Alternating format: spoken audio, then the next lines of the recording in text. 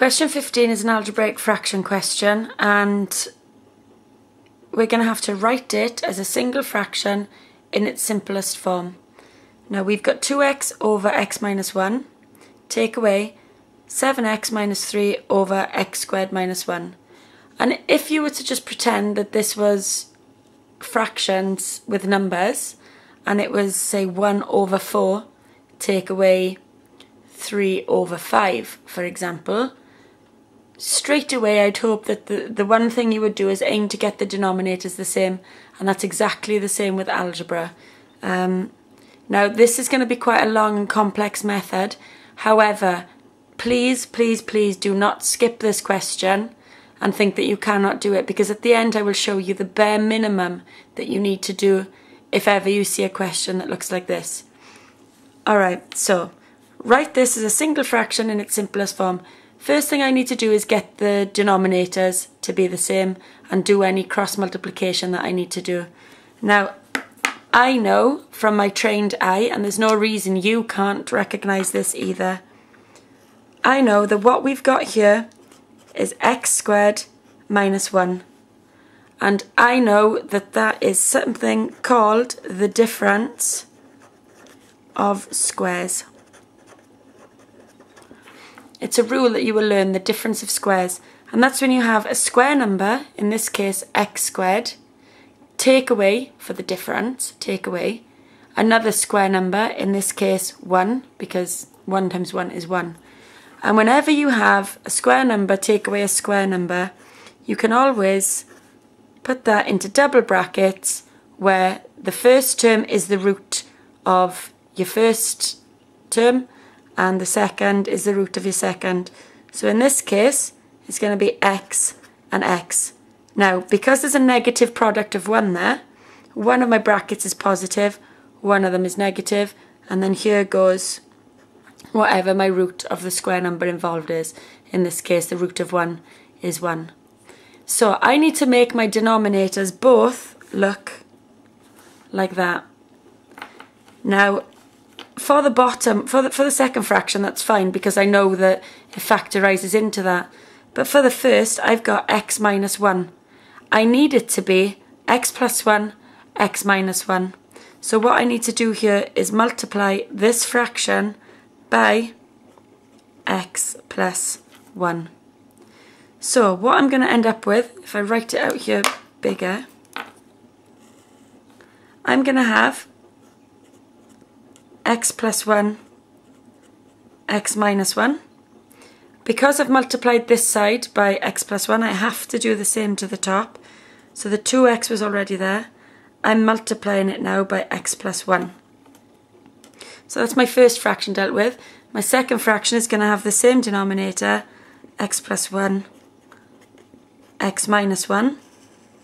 And because I haven't had to change this denominator, I do not change the top. I keep it as 7x minus 3.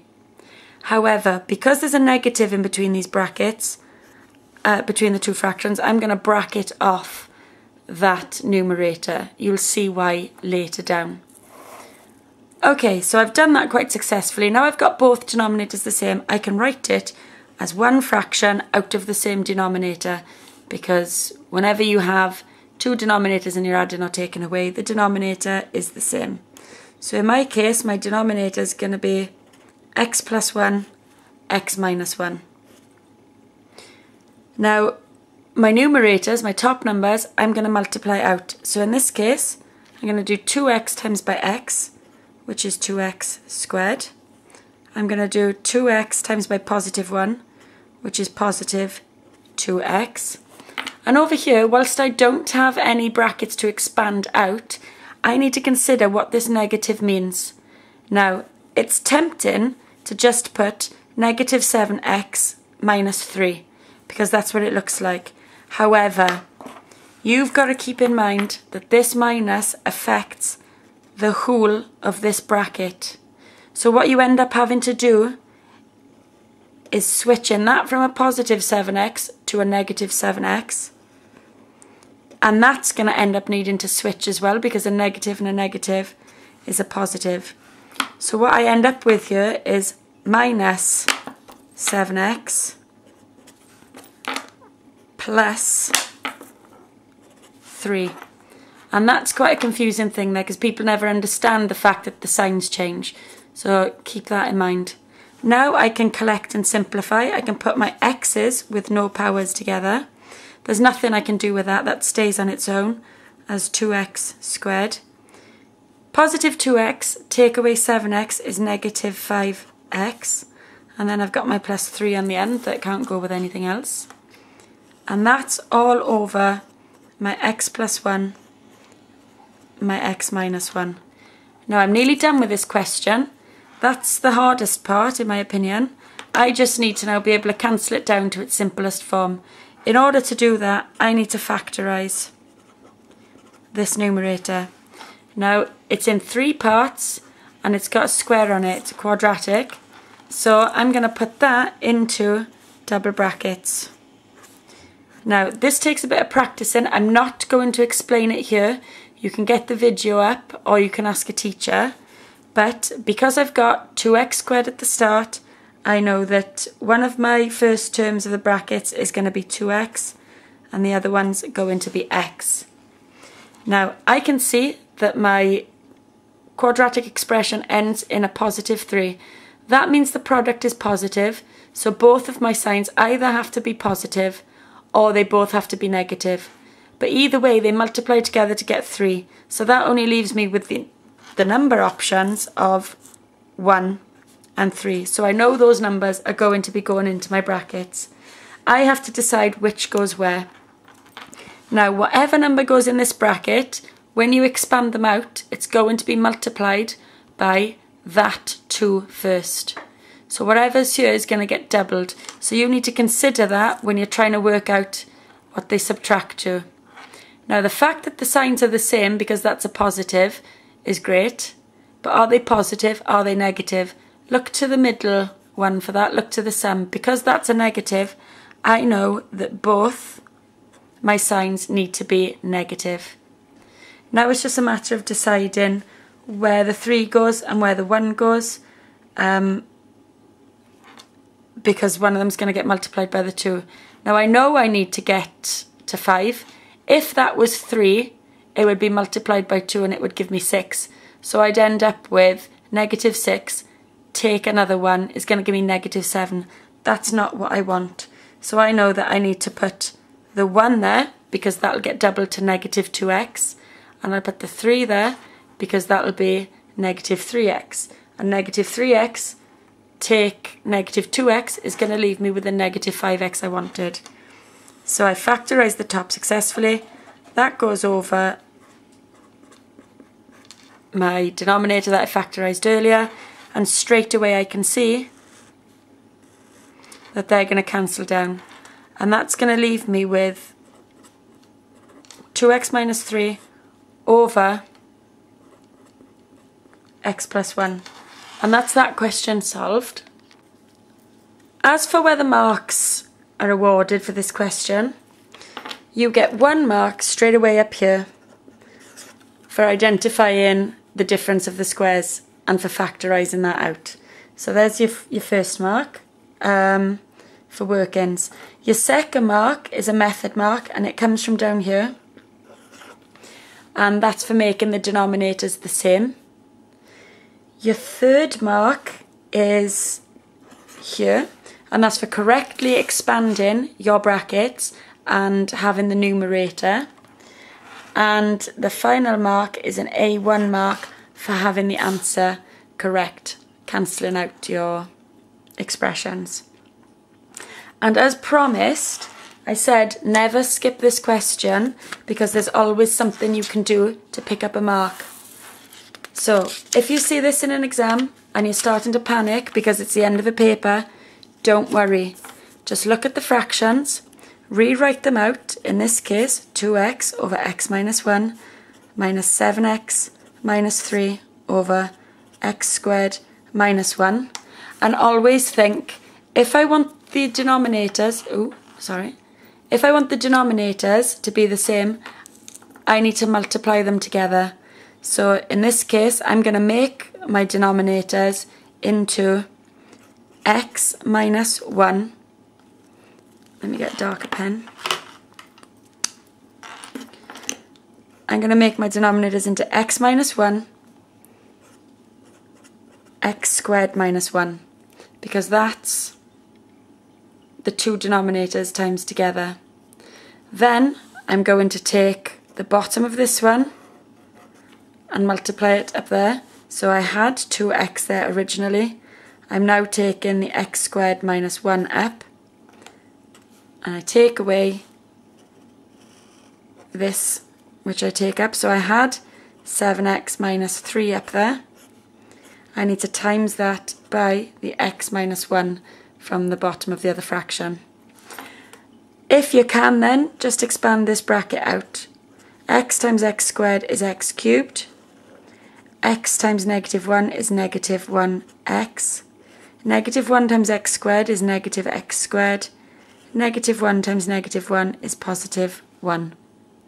So just to reiterate, so it's absolutely clear, you get a mark for doing this here. Okay? So if you can't do anything else, multiply the two bottom numbers together. Question 16 is a circle theorem question. A, B and C are points on the circumference of the circle. The circumference is the outside of the circle. There's points A, B and C. The centre is O. TA and geometry, capital letters are the corners, so TA is this line here, TA, and TB are tangents to the circle.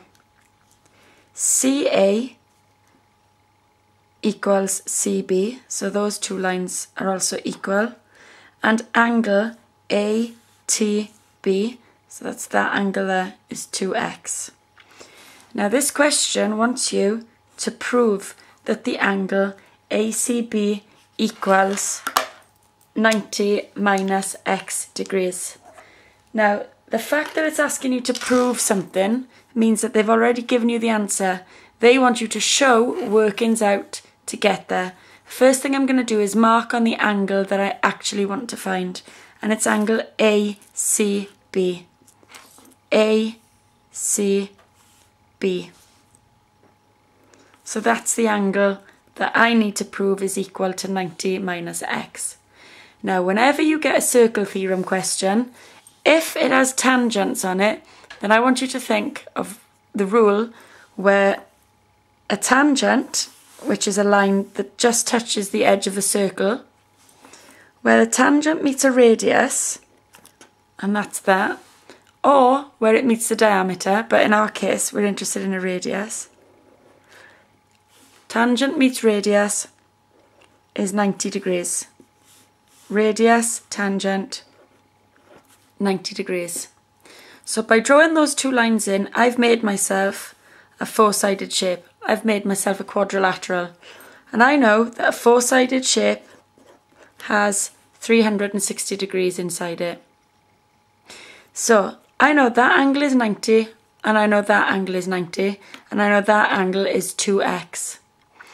Now, you may wonder why I'm finding these angles when the angle I really want is all the way out here. However, finding those angles allow me to find this angle, the angle at the centre. Now, before I go on to find this angle, I'm going to state what I've done so far, because in this question you get marks for saying why you've done what you've done, or how you knew that angle was what it was. So in this case, I'm going to say that angle, and I'm going to do this one first, so it's TAO, so angle TAO equals 90 degrees, and that is because a radius meets a tangent